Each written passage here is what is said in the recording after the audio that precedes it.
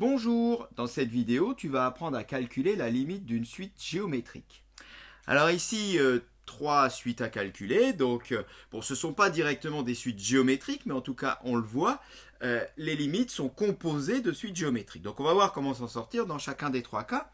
Mais avant ça, on va rappeler la propriété qui, de façon générale, nous donne en fonction de la raison Q d'une raison géométrique, les limites. Alors, bien on nous dit que, déjà, pour Q inférieur ou égal à moins 1, eh bien la suite n'a pas de limite. Alors, on va comprendre sur le premier exemple pourquoi. Pourquoi elle n'a pas de limite? Qu'est-ce que ça veut dire qu'une suite n'a pas de limite, déjà? Parce que n'a pas de limite, elle pourrait au moins aller vers plus l'infini ou moins l'infini, pas forcément vers un nombre. Qu'est-ce que ça veut dire qu'elle n'a pas de limite? Ensuite, on te dit que si la raison est comprise strictement entre moins 1 et 1, eh bien la limite est 0.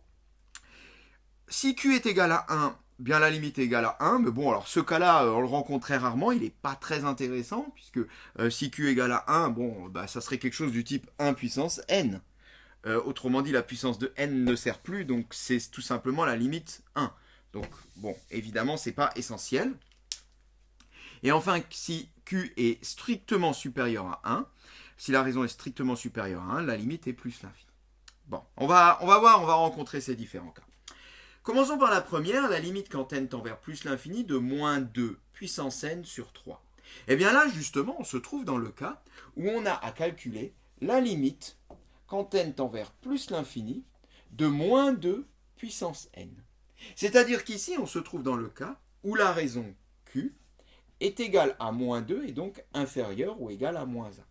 Dans le premier cas de notre tableau, qui nous dit, bien là, non, la limite n'existe pas. Mais pourquoi n'existe-t-elle pas, cette limite? Elle pourrait, comme je l'ai dit avant, au moins aller vers l'infini. Eh bien, fais les calculs et regarde ce qui se passe. Tu prends 2. Alors, si tu prends 2, ça te fait du moins 2 au carré, ce qui donne 4. Je vais les noter au fur et à mesure. Tu prends 3. Si tu prends 3, ça fait du moins 2 puissance 3, donc moins 2 fois moins 2 fois moins 2, ça donne moins 8. Tu prends 4. Alors 4, ça va faire du 2 fois 2 fois 2 fois 2. Ça va donner 16. Tu prends 5. 5, ça va de nouveau être nombre négatif et ça va te donner moins 32.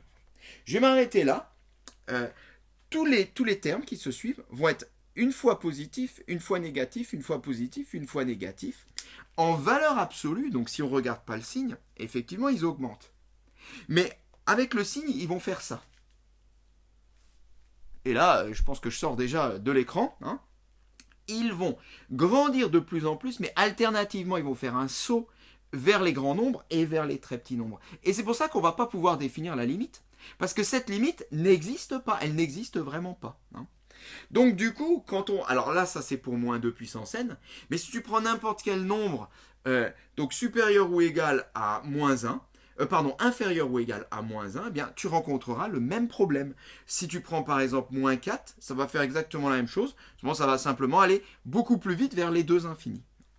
Donc là, eh bien, on conclut, la limite quand n tend vers l'infini de moins 2 puissance n n'existe pas. Du coup, eh bien, la limite, quand n tend vers plus l'infini de moins 2 puissance n sur 3, bon, c'est exactement la même chose, seulement on divise juste par 3, donc ça va aller 3 fois moins vite vers les deux infinis, mais celle-ci, bien, n'existe pas non plus. Voilà. Bien, c'est des choses qui arrivent, hein, faut pas s'en inquiéter ni s'en étonner. De temps en temps, une suite n'a pas nécessairement de limite. Passons à la deuxième. Alors la deuxième, bien, si je calcule la limite de 2 puissance n, je rappelle le tableau, on voit donc que la raison q est ici supérieure à 1, donc ça tend vers plus l'infini. Si je calcule la limite de 3 puissance n, bien c'est pareil, la raison q est supérieure à 1, ça tend également vers plus l'infini. Du coup, qu'est-ce qui se passe? Eh bien là, j'ai du infini moins l'infini. Eh bien, on a une forme indéterminée du type infini moins infini. Mais on peut l'écrire, hein. Donc, limite, quand n tend vers plus l'infini, de 2 puissance n égale à plus l'infini. Limite, quand n tend vers plus l'infini, de 3 puissance n est égal à plus l'infini. Et donc, forme indéterminée du type infini moins infini. Eh bien, qu'est-ce qu'il faut faire? Eh bien, comme d'habitude, quand on a une forme indéterminée, lever l'indétermination. Alors, le truc ici, eh bien, un petit peu comme quand on a ici des suites du type fonction polynôme, eh bien, on va être amené là à factoriser. On va être amené à factoriser. Et là, on va factoriser eh bien, par la plus grande puissance. Donc, on va factoriser par 3 puissance n. De cette façon-là, tu vas le voir. On va voir, il va nous rester quelque chose qui tend vers 0 et une constante. Et donc, ça va lever l'indétermination. Donc, factorisons. Alors, 2 puissance n moins 3 puissance n par la plus grande des puissances. Donc, ici, c'est de 3. Donc, 3 puissance n, facteur 2. Bien, facteur 2, donc 2 puissance n sur 3 puissance n. Moins, donc pour l'autre, je prends tout, il reste 1. Donc, je redéveloppe juste pour montrer qu'on ne s'est pas trompé. Donc, 3 puissance n fois ceci, bien du coup, les 3 puissance n s'en vont, il me reste 2 puissance n. Et 3 puissance n fois 1, bien, ça donne bien 3 puissance n. Alors, ceci, bon, on peut l'écrire autrement, ça fait 3 puissance n, facteur de 2 tiers à la puissance n, moins 1. Eh bien là, la forme est indéterminée. Et pardon, la forme indéterminée est levée. Car ceci, si je rappelle mon tableau sur les suites géométriques, eh bien on le voit. 2 tiers a pour raison, donc 2 tiers est une raison comprise entre moins 1 et 1. Donc c'est donc une suite géométrique de raisons comprises entre moins 1 et 1 qui tend vers 0. Ok? Donc j'ai quelque chose qui tend vers 0, moins 1. L'ensemble va donc tendre vers moins 1. Bien tout ça, ça tend vers donc une limite finie. Après, multiplié par ce qu'on veut, on sait que ça va marcher.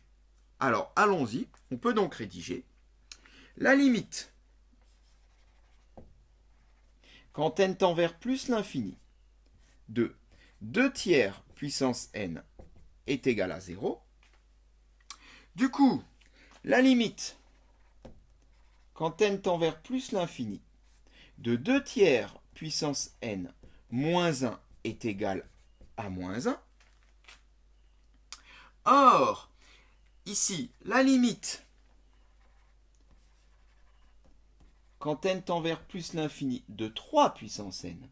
Alors, ceci, c'est une suite géométrique dont la raison est supérieure à 1. On sait que la limite, dans ce cas-là, est plus l'infini. J'ai donc ici le produit, là, le produit d'une suite qui tend vers plus l'infini avec une suite qui tend vers moins 1. Eh bien, si j'applique mes règles sur, enfin, une de mes règles au moins, sur le produit de limite de suite, eh bien, quand la limite, elle, est négative et quand l'autre suite tend vers plus l'infini, eh bien, l'ensemble tend vers moins l'infini. C'est-à-dire que cette suite-là va emmener ma suite vers des très très grands nombres, mais comme ici j'ai un facteur négatif, eh bien au lieu de l'amener vers des très très grands, ça va l'amener vers des très petits de plus en plus loin, vers moins l'infini. On peut donc conclure. Donc la limite du produit 3 puissance n par 2 tiers puissance n moins 1 est donc égale à quelque chose du type plus l'infini fois moins 1, c'est-à-dire moins l'infini. Et donc on peut conclure pour la même suite 2 puissance n moins 3 puissance n, qu'il en est de même. Et donc la limite, quand n tend vers plus l'infini, de 2 puissance n moins 3 puissance n, c'est-à-dire la limite cherchée, est égale à moins l'infini. Voilà. Passons à la dernière suite. Alors la dernière suite, eh bien, on ne reconnaît pas directement une suite géométrique, c'est vrai, mais on reconnaît carrément la somme des termes d'une suite géométrique. Et ça, on sait calculer. On connaît une formule qui nous permet de simplifier la somme des termes d'une suite géométrique. On peut la rappeler. Pour une suite géométrique de raison Q, eh bien 1 plus Q carré plus etc. jusqu'à Q puissance n est égal à 1 moins Q puissance n plus 1 sur 1 moins Q. Eh bien, commençons déjà par simplifier donc cette expression. Donc ici, dans ce cas particulier, ça va nous donner donc 1 moins 1 demi puissance n plus 1 sur 1 moins 1 demi.